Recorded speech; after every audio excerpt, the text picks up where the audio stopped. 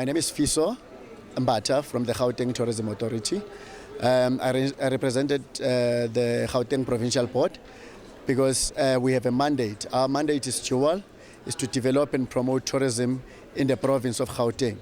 We work very closely with our Joburg Regional Tourism Office, as you have seen, in projects of development in nature and that of marketing. Hence, we are here in this event today.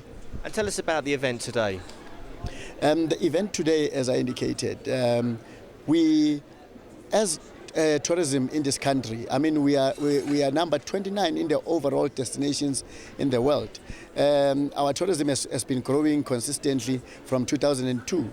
We've been making a total revenue for the country of about 84 million. It is important then that as tourism grows, we are able to bring our poor people, our communities, into the mainstream tourism economy. We have therefore set our objectives to align towards our national policy on youth, to ensure that youth, women and people with disability continue to form an integral part of tourism in the province and in South Africa. And how important is it, as a legacy of this World Cup, to bring youngsters into tourism from disadvantaged backgrounds, ensure that they get a good career, off to a right start? It's amazing the response that we've been getting from youth in South Africa in terms of bringing us good proposals that we need to work with them on. The response has been amazing. I would like to thank our private sector for also assisting us in terms of ensuring that our young people, they are able to play an active role in tourism. This, as a legacy project, we want to ensure that post this event, these young people that we've assisted in terms of training, they are absorbed in the tourism industry. I'm currently in communication with some of our tour operators in the business, in terms of absorbing them during the school holidays, because they are currently studying full-time. We want them to absorb them during school holidays, to give them experiences or tours, or to allow them to conduct tours for them on their behalf, because they are qualified, they are now experienced to conduct formal tours for the Alexandra community. So this is a starting lineup. What we will be doing post that is to introduce them to the overall Gauteng as a province. So we are hoping that after that process, they'll be able, therefore, to empower themselves in order to either be marketable as individuals or to continue to service the industry professionally. Now, South Africa very much on a high, Joburg, top of the world at the moment. How do you ensure that that momentum continues so that the jobs remain here once the World Cup's over and going forward? We are currently working on a number of legacy projects. This one was one of the legacy projects that we're working with.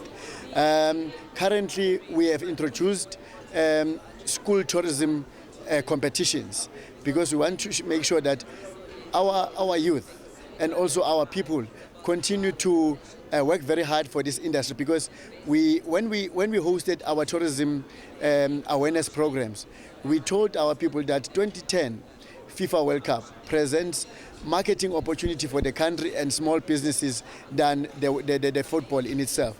So we are hoping that they've been working very hard in networking with stakeholders that have been here, either representing FIFA or media or representing international tourism organization.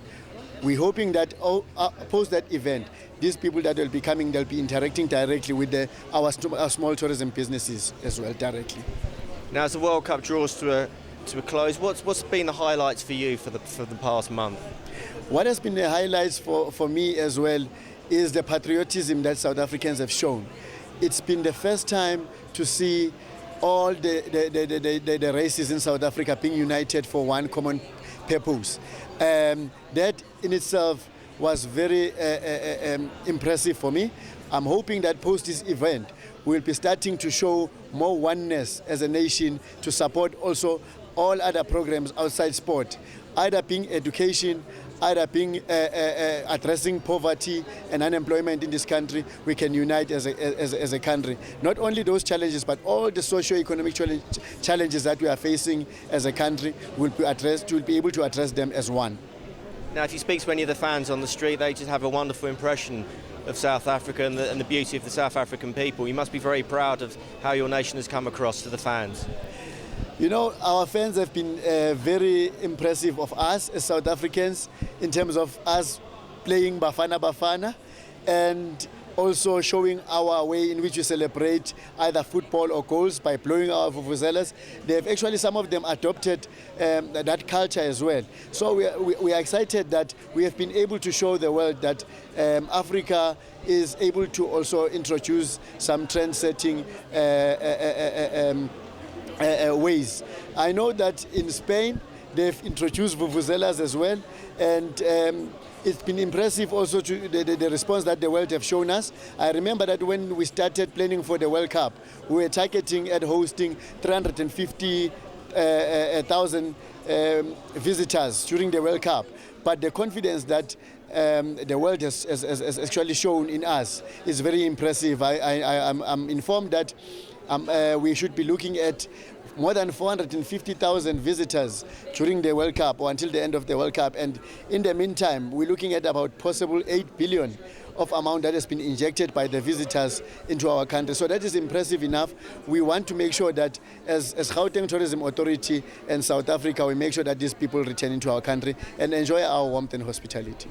Okay, Philisa, thanks very much for joining us here at World Sports Destination Expo. Thank you very much, sir.